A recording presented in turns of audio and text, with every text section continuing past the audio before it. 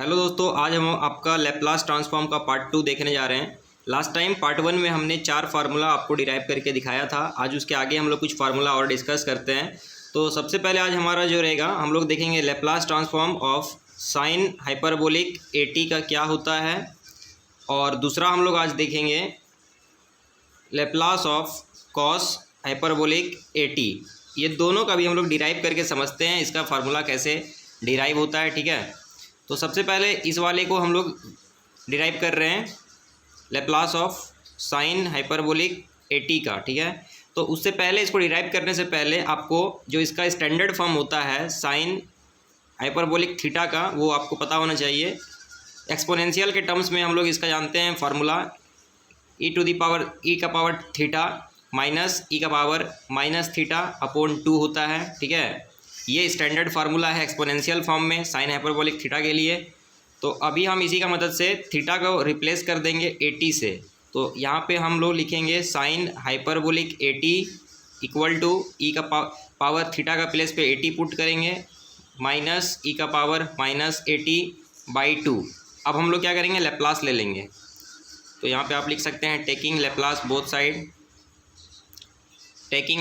Side. Okay, तो यहाँ पे हमको क्या देखने को मिलेगा, Laplace of sine hyperbolic 80 equal to Laplace of e to the power 80 minus e to the power minus 80 upon 2। चलिए, तो यहाँ पे अब हम लोग देखिएगा यहाँ से, तो यहाँ पे अब इस चीज़ को हम लोग, ये जो अपॉन में आपको 1/2 दिख रहा है, हम उसको बाहर ले लेते हैं। तो अंदर में क्या बचेगा, Laplace of e to the power 80। सबको हम इन दोनों को सेपरेट करके लिख देते हैं। एक बार लिखेंगे Laplace of e to the power minus 80। ठीक है, और ये ब्रैकेट को क्लोज़ किया है हमने। अब यहाँ पे 1/2 हो जाएगा। लैपलास ऑफ ई का पावर 80 हम लोग लास्ट टाइम देखे हैं, ई का पावर 80 का क्या होता है, 1/s-a होता है। ये हम लोग जान चुके हैं। अभी लैपलास ऑफ ई का पावर माइनस 80 है। हम तो जानते हैं कि ई का पावर 80 का ये होता है, माइनस 80 का क्या होगा, तो सेम होगा, बस आपको यहाँ पे 1/s-a का प्लेस पे इस बार माइनस ए रख देना है। इस तरह से सिंपल है। तो यहाँ से हमको क्या मिलेगा, 1/2 1/s-a माइनस 1/s+a हो जाएगा। अब हम इसको सॉल्व कर देंगे एक बार। इसको सॉल्व करेंगे कैसे, इन दोनों को बाई क्रॉस मल्टीप्लाई करिए। तो यहाँ पे आपको यहाँ पे दिखेगा s+a minus s minus a, और अपोन में s-a और s+a, और बाहर में आपको क्या दिखेगा, 1/2 दिखेगा। तो यहाँ से अगर आप देखेंगे, ये प्लस a, यहाँ पे देखिए प्लस s माइनस s, ये दोनों कट जाएगा। जब ब्रैकेट रिमूव करेंगे तो क्या बचेगा, plus a minus minus plus a, तो 2a ऊपर में क्या बच रहा है, 2a/, ठीक है, और नीचे में यहाँ पे हमको क्या मिल रहा है, 2। यहाँ पे चलिए लिख देते हैं 1/2, बाहर का है हाफ। अंदर में देखिए s माइनस a s+a, ये फार्मूला आप जानते हैं, a माइनस b a+b का क्या होता है, a² माइनस b², ये फार्मूला आप जानते हैं।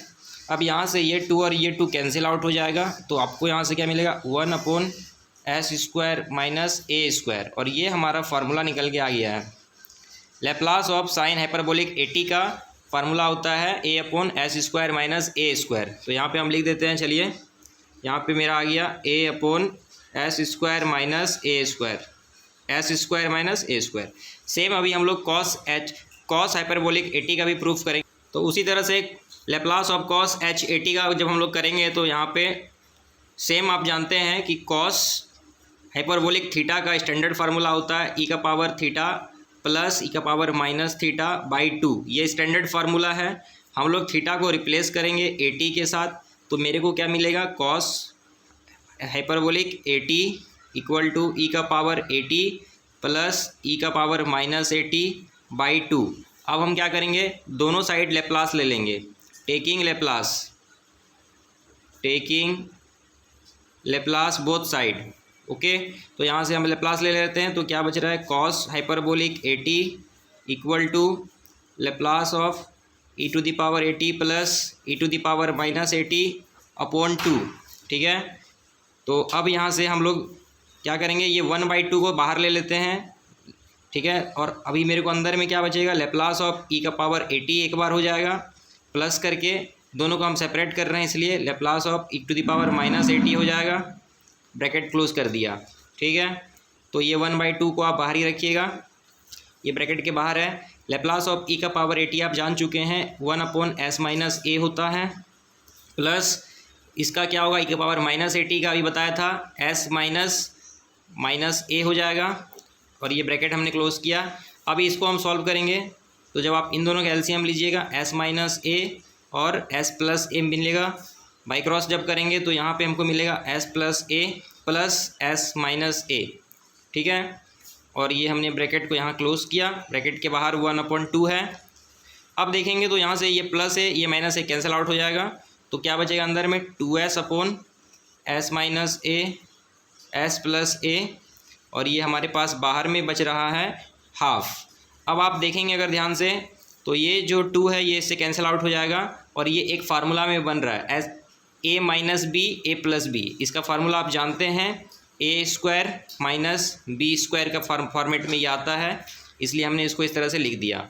ये हमारा डेरिवेशन हो गया है कॉस हाइपरबोलिक 80 का। तो यहाँ पे हम लोग यहाँ पे लिख सकते हैं कि कॉस हाइपरबोलिक 80 का फार्मूला होता है s/s² - a²। ठीक है, तो आप इसको नोट करके रखिए, ये आपको रटने का ज़रूरत नहीं होगा। अगर सिंपल cos 80 रहता, हाइपरबोलिक नहीं रहता, cos 80 रहता तो s/s² + a²।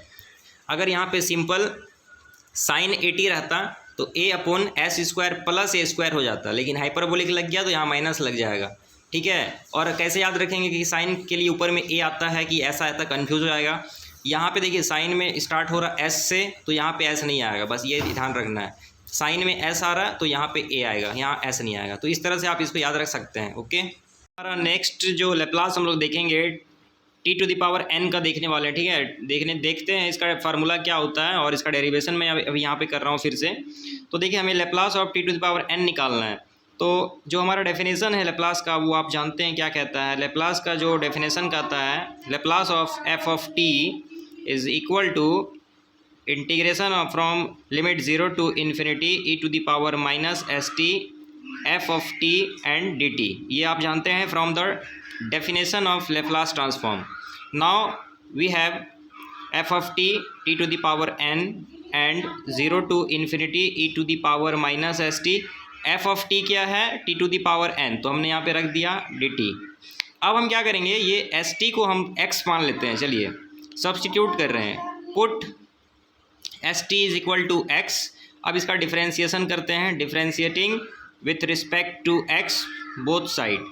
ठीक है, बोथ साइड हम लोग इसको डिफ्रेंशिएशन कर रहे हैं इस चीज़ का। st का करेंगे तो s को बाहर रख लेते हैं क्योंकि ये कांस्टेंट है। t का करेंगे x का रिस्पेक्ट में, तो ये हो जाएगा dt/dx। x का डिफ्रेंशिएशन x का रिस्पेक्ट में 1 होता है, तो यहाँ से हमको मिल रहा है s dt is equal to dx। ठीक है, या अगर हम बोले dt is equal to dx/s, ये चीज़ आपको यहाँ से मिल रहा है। देखिएगा, अब यहाँ से हम क्या कर रहे हैं, t का अगर हम आपसे पूछे वैल्यू क्या होगा तो t को हम लोग ऐसे लिख सकते हैं x/s। ठीक है, तो यहाँ पे जब आप सब्स्टिट्यूट कर रहे हैं तो लिमिट भी सेम टाइम पे चेंज करना पड़ेगा आपको। तो जब आपका ये जो लिमिट यहाँ पे दिया t का टर्म्स में है, लिमिट यहाँ पे t का टर्म्स में है, तो हम यहाँ पे इसको x का टर्म्स में लाना चाह रहे हैं, तो लिमिट हमको x का टर्म्स में चाहिए। तो जब मेरा t 0 है तो x क्या मिलेगा, जब t 0 है तो x 0 मिल रहा है, जब मेरा t इन्फिनिटी है तो x भी क्या मिलेगा, इन्फिनिटी मिलेगा। ठीक है, समझ रहे होंगे आप, लिमिट चेंज हो गया। अब हमको क्या करना है, पुट कर देना है। तो अब हम इंटीग्रेशन करेंगे 0 to ∞ e⁻ को हम क्या रख रहे हैं, st को x माने हैं, tn t का पावर जो n है ना, t को हम लोग यहाँ पे x/s लिख सकते हैं, x/s इसका पावर n, और ये मेरा क्या है dt का प्लेस पे हम लोग पुट करेंगे dx/s। बस इतना कर लिए। अब देखिए ये जो चीज़ है, क्या हम इसको ऐसे लिख सकते हैं क्या, 0 to e⁻x, x का पावर n अपॉन s का पावर n इंटू dx/s। अब यहाँ से ये s का पावर n और ये s को हम बाहर ले लेते हैं, कांस्टेंट है। ठीक है, तो ये आ जाएगा s का पावर n इंटू s का पावर कुछ नहीं मतलब 1 है, ये इंटीग्रेशन का बाहर आ गया 0 से ∞। अंदर में बचा e का पावर -x ये x का पावर n भी बचा है हमारे पास, और ये बचा है dx। ठीक है, तो यहाँ पे देखेंगे तो इसको हम लोग कैसे लिख सकते हैं, बेस सेम है, इनटू में है, पावर जुट सकता है, तो s का पावर n+1 लिख सकते हैं। इंटीग्रेशन के अंदर ये जो चीज़ पूरा आपको दिख रहा है ना, ये एक स्टैंडर्ड फार्मूला है गामा फंक्शन का। गामा फंक्शन मतलब ये जो मेरा n+1 है, गामा फंक्शन ऑफ n+1, ये चीज़ मेरे को ये फार्मूला होता है, इसका फार्मूला डायरेक्ट ये होता है। तो इस पूरे चीज़ को हम लोग डायरेक्ट लिख देते हैं n+1, gamma function of n+1। तो जब ये मल्टीप्लाई हो जाएगा ऊपर से, तो हम लोग इसे लिखेंगे गामा फंक्शन ऑफ, तो इसी चीज़ को अभी हम लोग जब मल्टीप्लाई करेंगे तो ये हो जाएगा gamma function of n+1 upon s का पावर n+1। अब देखिए ये जो गामा फंक्शन ऑफ n+1 होता है, इसको हम लोग n फैक्टोरियल भी लिख सकते हैं। n+1 गामा फंक्शन को हम लोग n फैक्टोरियल भी लिख सकते हैं। तो इस वजह से हम लोग इसको डायरेक्ट लिखेंगे n factorial upon s to the power n+1। ये मेरा स्टैंडर्ड फार्मूला आ गया है Laplace of t to the power n के लिए। ठीक है, तो यहाँ पे Laplace of t to the power n के लिए क्या लिखेंगे, n फैक्टोरियल अपॉन s का पावर n+1। तो ये आपको याद रख लेना है। ठीक है, यहाँ पे आपको मैंने डेरिवेशन दिखा दिया है।